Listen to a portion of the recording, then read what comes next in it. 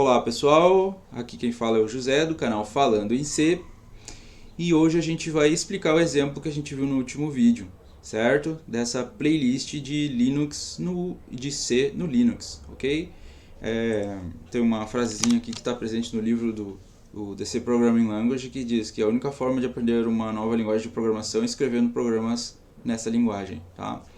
E essa é a principal motivação desse estudo, né? Que a gente pratique, mas que a gente também entendam o que está acontecendo.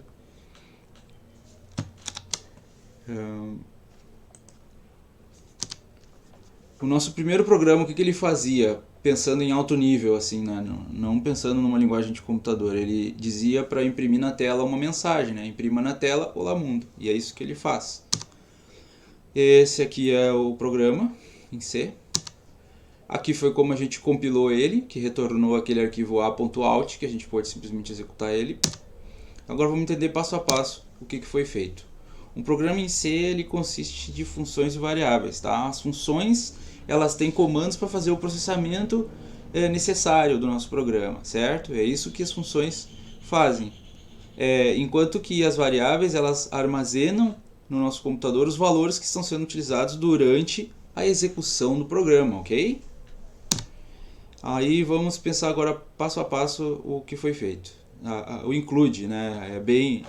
O que essa palavra em inglês ela é bem o que a gente entende a ler em português, é incluir, né? Então ela inclui o que? Um pacote. Mas o que tem dentro desse pacote? Tem variáveis e tem funções, certo? Que pode ser úteis para mim. Nesse caso aqui, esse pacote stdio, entre outras coisas, contém essa função printf, que é o que a gente está usando aqui, ok?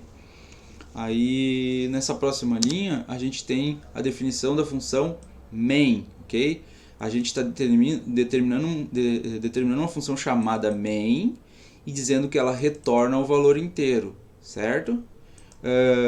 O que é retornar um valor? Quer dizer que quem chamou aquela função, depois que ela for executada, vai ter um valor que pode guardar em algum lugar. E esse valor ele pode ter múltiplos significados. Então com esse valor essa função específica retorna um valor do tipo inteiro. Quanto a tipos de valor e de variáveis, a gente vai ver isso mais para frente, ok? Eu posso geralmente escolher o nome das minhas funções, mas eu sempre tenho que ter uma função main e pensar que ela é a função onde o meu programa inicia. Então, a partir dela é que eu tenho que iniciar as coisas, ok? Porque todo programa em C tem uma função main. As funções, né, elas ficam delimitadas, né, entre blocos de comandos, certo? Esses blocos, né, que podem ter vários ou nenhum comando, eles são definidos por essas chaves. Aqui eu estou usando a função printf, tá?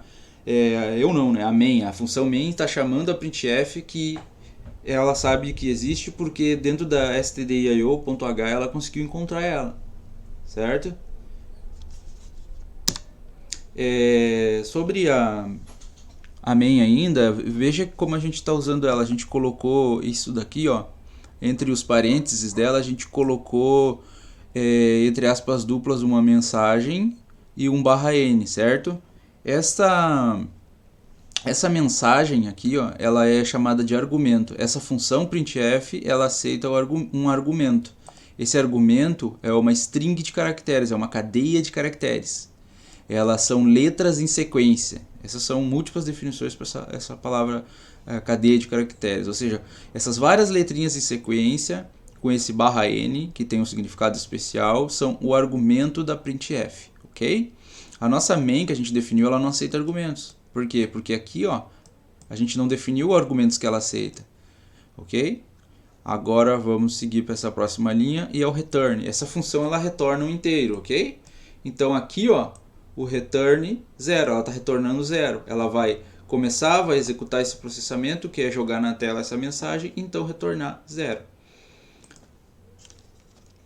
Agora, o que é aquele /n usado lá na printf? Lá, tá?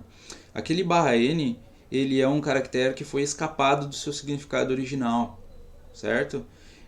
Se eu tenho só o n naquele lugar lá, se eu tivesse só o n aqui, ó, Aí só apareceria um N na tela, mas como eu botei o barra antes, ele escapou do significado original e deu um significado especial. Esse significado especial está dizendo: insira uma nova linha a partir desse ponto, quando esse comando rodar, certo? Então a sugestão que fica é: bota esse barra N em outro lugar na frase, entre as aspas duplas aqui, vê como é que ele se comporta, vê o que acontece. Existem também outros caracteres que podem ser escapados e ter significado especial, como o barra T.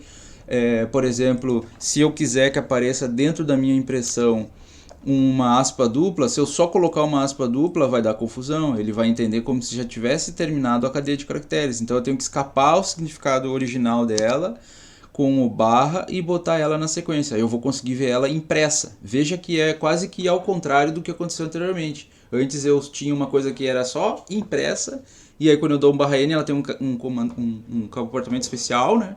E enquanto nesse outro caso do barra aspas duplas, ele corta o comportamento especial do barra aspas duplas, do aspas dupla, para simplesmente imprimir.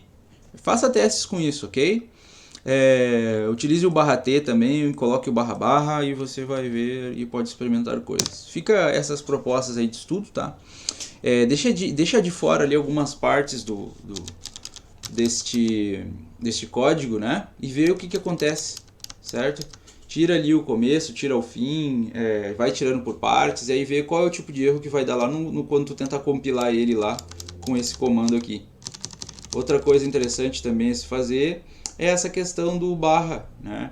Bota o barra T no meio das palavras, viu o que acontece se tu colocar, por exemplo, barra C em alguma parte, como argumento lá da printf, e aí tu vai testando e vai aprendendo, ok? Pessoal, por hoje é isso. Fim. Até mais.